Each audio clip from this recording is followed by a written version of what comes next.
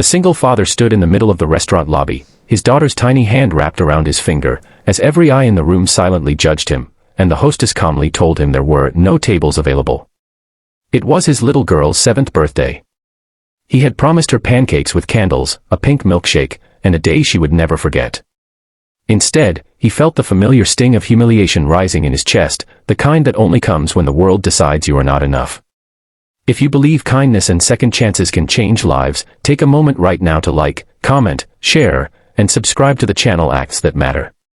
Stories like this remind us that one small act can rewrite someone's darkest day.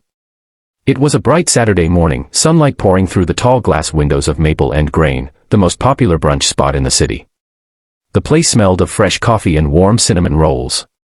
Laughter floated in the air as families gathered around wooden tables decorated with tiny vases of wildflowers. It was the kind of place where people celebrated promotions, anniversaries, and birthdays. It was the kind of place Caleb Mercer had saved up for. Caleb had been planning this day for months. Since his wife passed away 3 years ago, birthdays had become sacred territory. They were no longer just about cake and gifts. They were about proving to his daughter that even though life had taken something irreplaceable, love remained. His daughter, Aria, wore a blue floral dress that swayed when she walked.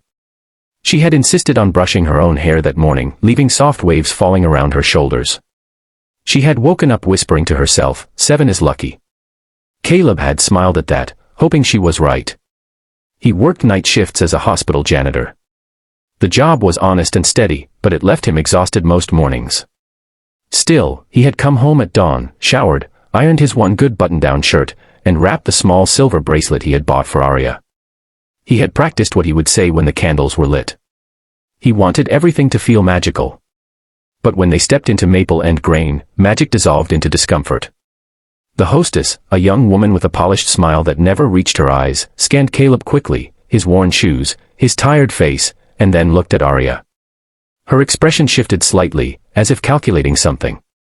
She tapped on her tablet and said reservations were required. Caleb had checked online, there were open slots earlier that morning. He explained politely that he had tried to book but the system glitched. He offered to wait. Behind them, a well-dressed couple walked in without a reservation and were seated within minutes. Caleb felt heat crawl up his neck.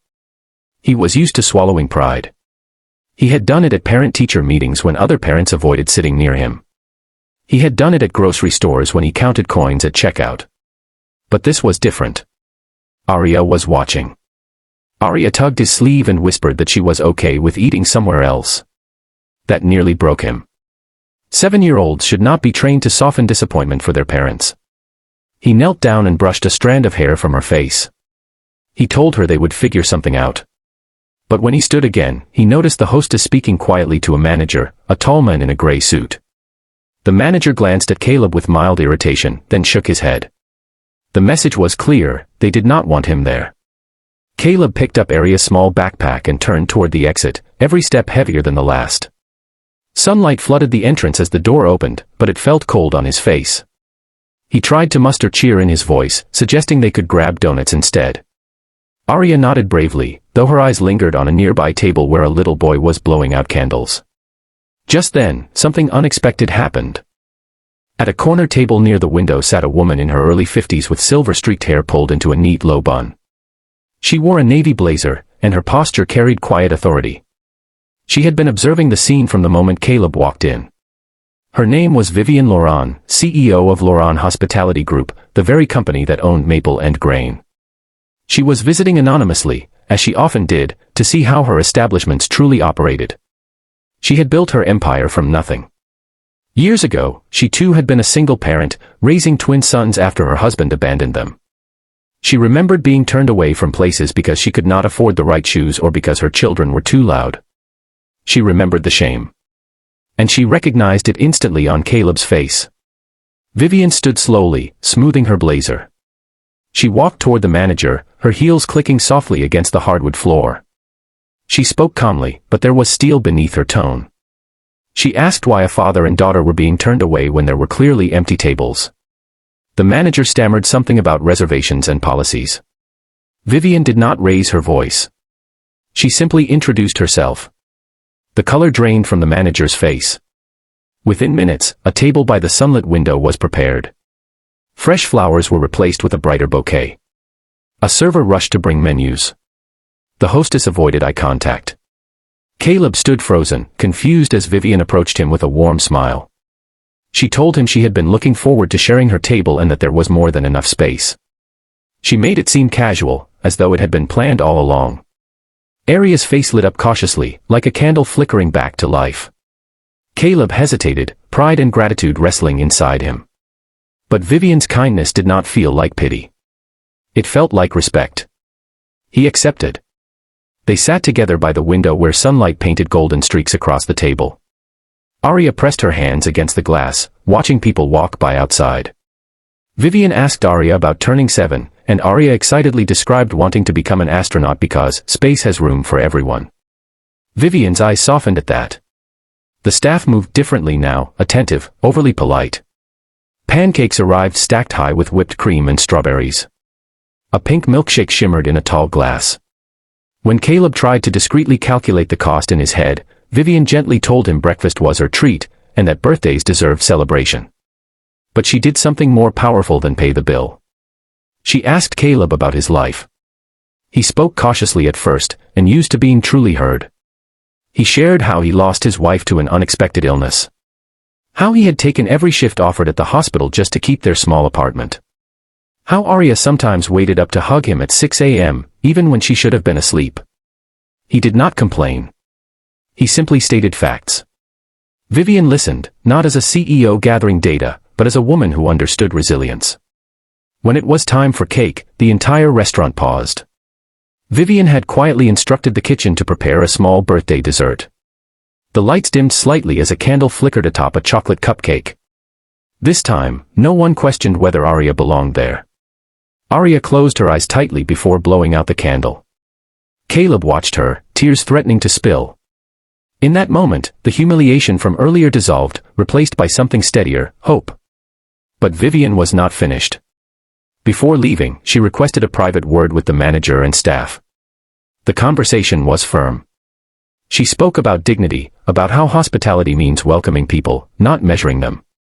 She announced immediate training reforms and made it clear that discrimination of any kind would not be tolerated. Policies would change. Attitudes would change. Or leadership would. Then she returned to Caleb with a business card.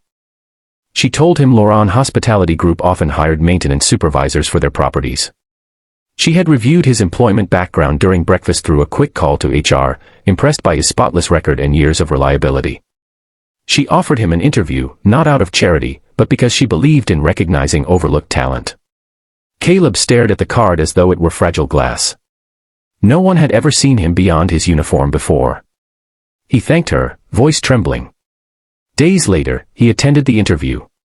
Weeks later, he received the job, a daytime position with better pay and regular hours.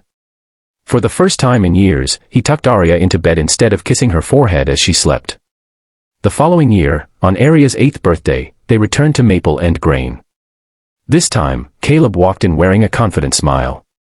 The staff greeted them warmly. A small plaque near the entrance read, "Hospitality begins with heart." Vivienne had made sure of it. Aria ordered pancakes again, declaring 8 even luckier than 7. Caleb watched her laugh, sunlight dancing in her hair, and realized that sometimes change does not arrive loudly. Sometimes it walks quietly across a dining room and decides enough is enough. If this story touched your heart, if you believe one person can stand up and transform a moment of injustice into a lifetime of opportunity, please take a moment to engage with this video. Your support helps spread stories that matter. And before we close, I want to ask you something special. Please comment the word hope if you believe no parent should ever feel invisible on their child's birthday. Because on that bright Saturday morning, when a single father almost walked away in shame, a CEO chose to see him. She chose compassion over convenience. And in doing so, she did not just give a little girl a birthday breakfast.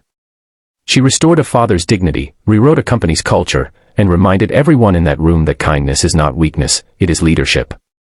Caleb would later tell Aria that the best gift she received that day was not the bracelet, not the cupcake, not even the job offer. It was proof that the world still holds people who care. Aria, wise beyond her years, simply said she knew that already. After all, she had seen it in her father every single day. And sometimes, that is where every great change truly begins.